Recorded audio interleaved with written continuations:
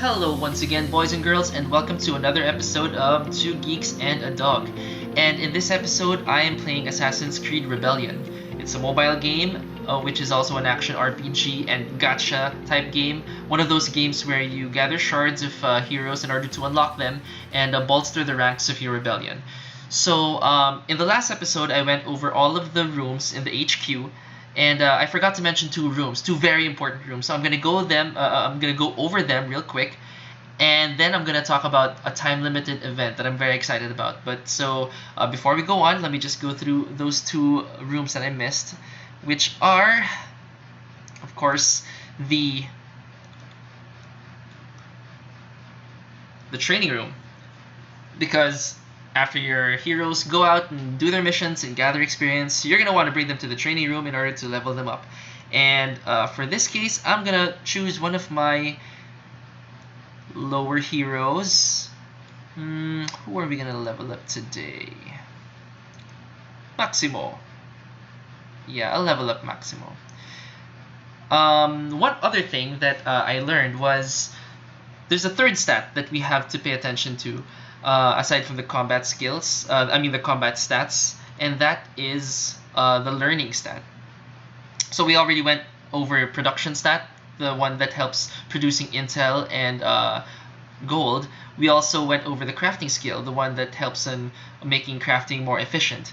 Now, what I want to talk about now is the learning skill. Learning skill is what will determine how fast your character will level up or learn.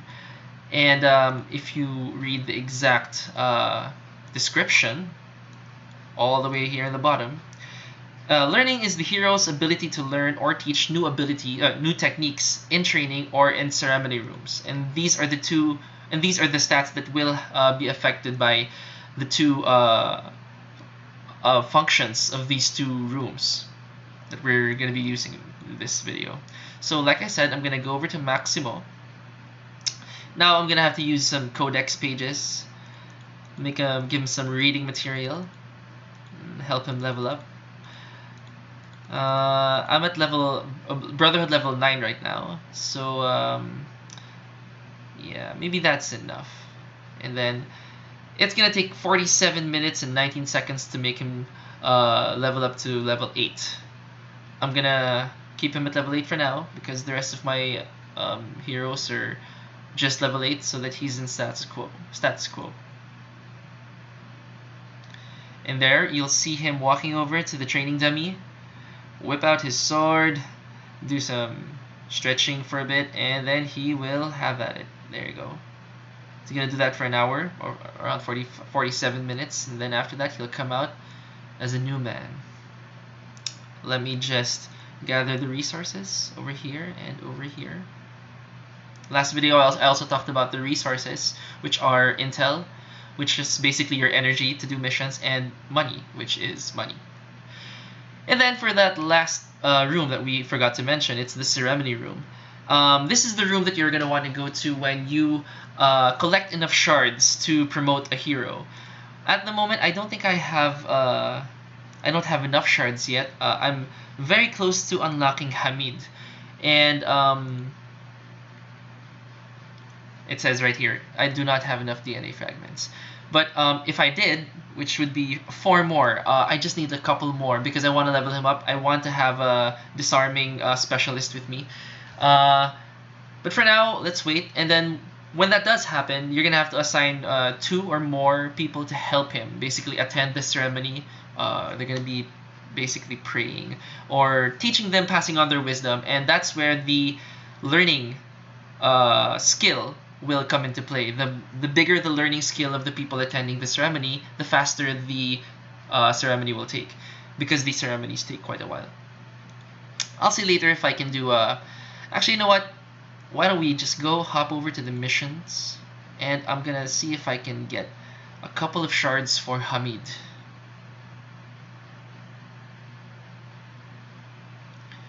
Alright. Now we're in the region, the map. And there are a couple of different kinds of missions here. I'm going to go about it right now. Of course, in the bright yellow ones are the story missions. They're the ones you're going to want to unlock to follow the story of Aguilar and his pursuit of the Templars in Spain. And then you have your standard missions. Standard missions are missions that give you your training codexes. You're going to want a lot of these because you're going to want to train your assassins in order to become stronger. You also have your loot missions. Loot missions are the ones that are going to give you your crafting materials, which are copper, iron, cotton, leather, all the stuff that you're going to need in order to make your gear and beef up your agents. And thirdly, we have the legacy missions. The legacy missions are the missions that you're going to need to unlock DNA fragments, which are eventually going to give you the stats. So right here, this is the mission that I'm looking at, that I'm looking to complete. This is the mission that will probably give me a chance of getting Hamid, and it also has a low drop chance of drop chance of getting Beatrice, which are two characters that I really like. So yeah, why don't we go through a mission real quick? Let's make sure that you check out the team recommendations. Over here we want a free running assassin to be present. We want to have a enforcer who is good with melee combat or DPS, and then probably the fourth or the third slot we can put someone. Why don't we put Aguilar, the star of the show? And let's go. So I'm just gonna give you a quick rundown of how a mission goes, and we'll see how my team fares in this certain mission. So I have Teresa, and Teresa is actually she's a young pirate, but she also has the ability to. Oh, sorry, no, I was talking about Maya. Maya is a fortune teller, and she has the ability to find out what the objective is. So let's use that ability. Alright, that was super quick. But if we zoom out, we're gonna see that right there, that's the room we want to go to, and we're gonna have to traverse all of these rooms in order to get there. So right now I'm gonna go to the first room with Maya. Maya is our fortune teller, and she apparently is really good with free running. Like I said earlier, agility is a stat that we're going to need, because that's going to be the stat that affects how well you climb, how well you climb ledges and tippy-toe your way on very narrow planks. Up next, we have Spanish Grunt. So we're going to want to take care of that guy. I'm going to switch over to Aguilar, and he's going to walk in and use one of his assassination abilities. Alright, 95%, it worked.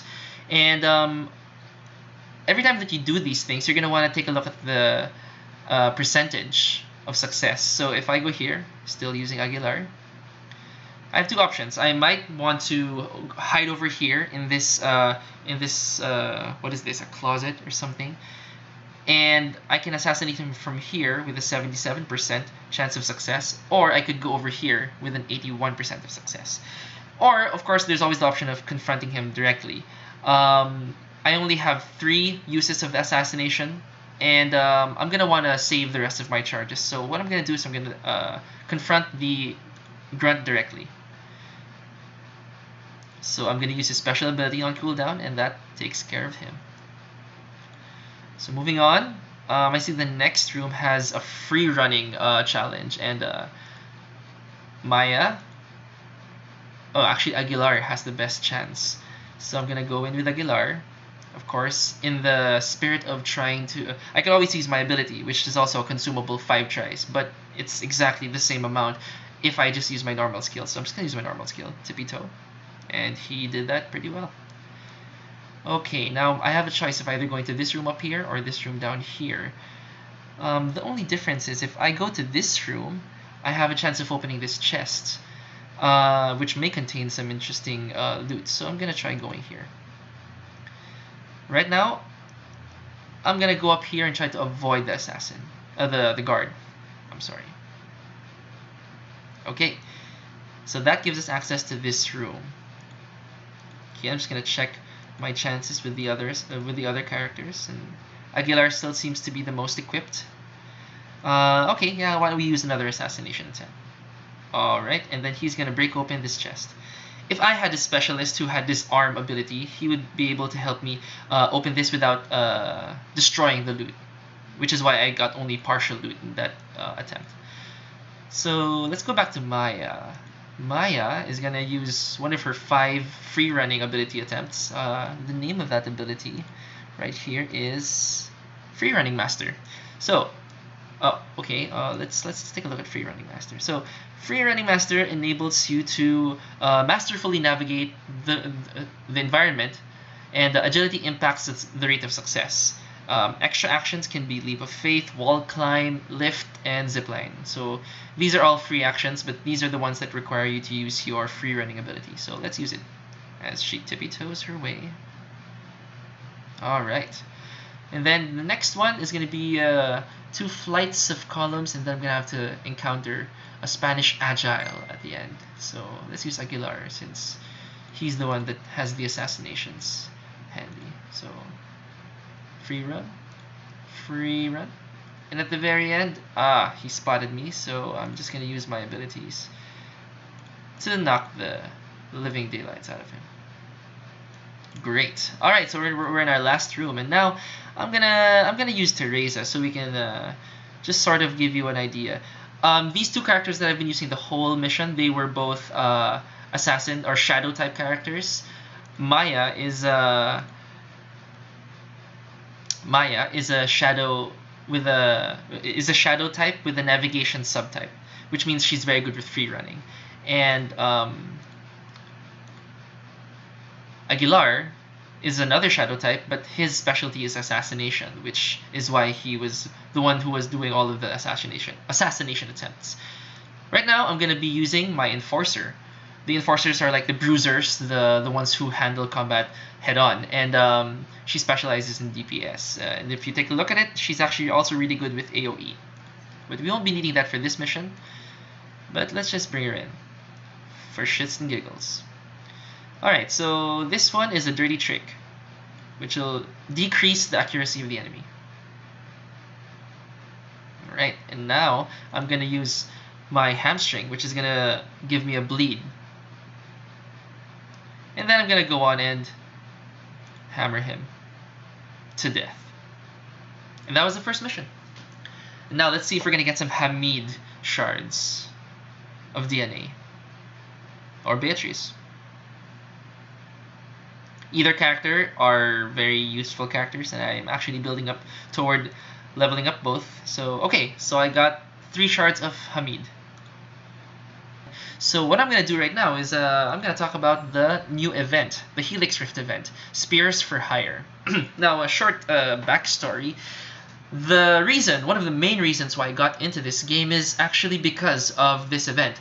I'm a huge fan of Assassin's Creed Odyssey. I've been playing the shit out of it ever since it came out. I've been addicted to it, basically. And when I found out that this mobile game is going to be featuring Alexios and Cassandra from Assassin's Creed Odyssey, I downloaded it and I went immediately into trying to unlock them. So this event is a time-limited event. It's only actually going to be up for another 19 hours. So the idea is you're going to be pitted between another maybe 50 characters, 50 players around the world, which have a similar level to you. In my case, I was pitted against characters with the Brotherhood's level 7 to 9. So you're gonna have to do these missions, unlock missions, and gather points. I forgot what these points are called. Synchronization points, I think. So the higher the mission that you unlock, the more points that you're gonna get. So far, since I'm only level 9, the highest mission that I was able to unlock is level 10, and that mission gives me 2,025 synchronization points. At the end of the event, the game is gonna tally whoever got the highest amount, and there are certain rewards. In this case, Alexios and Cassandra. So I have really been doing everything I can to unlock these characters, and this is why I sunk some money into the game. Guilty as charged. I put some money because I really wanted to get these two characters, and in order to get these two characters, there are certain assassins that you can use to multiply to multiply the rewards. So if you have any of these characters, the sync bonus heroes, you're gonna get a special bonus into unlocking the event characters. So I was lucky enough to unlock 4 out of the 6. I bought, I don't know, maybe 8 packs, around 8 packs. I was able to get Bartolome, my master blacksmith, and along with us, some other really cool enforcer characters. If you notice, they're all pink or enforcer type characters. They're the melee upfront type characters. And when I noticed that these are the only characters in the boxes, I actually really started opening up a lot of boxes because as a player, I really like the tanky, the beefy characters, and these were exactly the selection of the characters that I wanted for my roster. So I really had at it. Alright, so what I want to do now is to show you guys how to do rush missions. Once you unlock a mission with three stars, which is basically completing the mission without having any of your party members die, you're going to gain access to the rush mission. The rush mission is basically an option which allows you to complete the mission instantaneously by assigning a team that'll fall under the team requirements. And of course, it's going to take a couple health away from you. For this specific mission, the team is required to be 260 power or above, and it also has to be comprised of 2 enforcers, the heroes with the pink icon over here. So, like I said earlier, I was able to unlock a couple of characters from the bonus roster of missions for this Rift mission. So, I'm gonna deploy Jorge, Shakir, and Bartolome. So, initially, this mission is going to give me around 2,000 points, but since I have 3 characters who give me 75% bonus each, that's going to give me almost 225% bonus on top of the initial 2,000 synchronization points that I'm going to get. So, if you do the math, that's going to be around roughly 6,000. So, let's go ahead and do this rush mission. Alright, so rush mission completed, and right here it says I gain 4.6k on top of the 2k that we were supposed to gain from the normal mission because I have the bonus characters. Alright, so that's going to give me around 6,000, and of course you're going to see my Helix points. I'm not sure if it's called Helix points, but the event mission points is completely depleted. Rift tokens. Yeah, so my Rift tokens are completely depleted. It's going to take me another day to get that replenished. But luckily, right now, I was able to gather 130,000 synchronization points, which brings me all the way here in the synchronization gauge. There are milestones every 25,000, I think. Starts with 15,000, then goes after every 25,000 synchronization points you gain, you're going to get a number of prizes. These are sometimes a gold. You also get weapons, and of course character shards. And these are the character shards that I'm looking for. Character shards of Cassandra and Alexios. So yeah, I have 7 with Cassandra and 4 with Alexios. So I'm gonna go ahead and collect these. And going back to the event, I'm at rank 2. And I have another 19 hours to hold this rank, because at the end of the 19 hours, the game is gonna grant each rank a certain number of shards. So over here, you're gonna see rank 1, which is the top rank in my shard.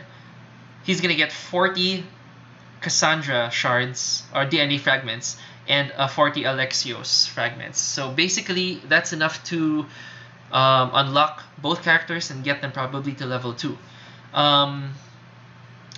Right now, I'm sitting at rank 2 because this guy apparently has an enormous amount of, I don't know, money to spend on the game. He's at 482. I don't think I'll ever be able to catch up to that, but that's okay. All I really want is to unlock Cassandra and Alexios. Even at rank 1, that's totally fine with me. I'm also gonna get a bunch of weapons. This is a Scyphos, which is a Greek sword, a ritualistic Scyphos, and also a spear. In true Spartan fashion, a Myrmidon spear. So these are really amazing weapons, and aside from that, you also get a bunch of codex, which is a huge amount, especially if you're just leveling up. 250 experience points per codex. That's a huge boost. So I'm happy sitting at my 2nd rank. The guy next up is around 100,000 synchronization points. So he has around 25,000 to catch up if he wants to get my rank. And as long as I keep my spot, I'm gonna end up by tomorrow with a brand new and shiny Alexios and Cassandra. So I'm just gonna keep on doing this. Hopefully by tomorrow I'll come up with another video, and fingers crossed I'm gonna have these characters and I'm gonna show them to you. I'm gonna give you a couple of demos and see how they work. So until then, wish me luck. I hope I can maintain this spot. I hope I can hold on to this, because actually, well, you know what? At the end of the day, even if I drop to rank 3 and get 25 DNA fragments, I'll still be able to unlock Cassandra. So you know what? I'm actually pretty easy peasy from here. But what's important is I wanna be able to get hold of Cassandra and Alexios by tomorrow and show you guys all how they work and how amazing they are. So until then, I'll see you next time, and thanks for watching, guys.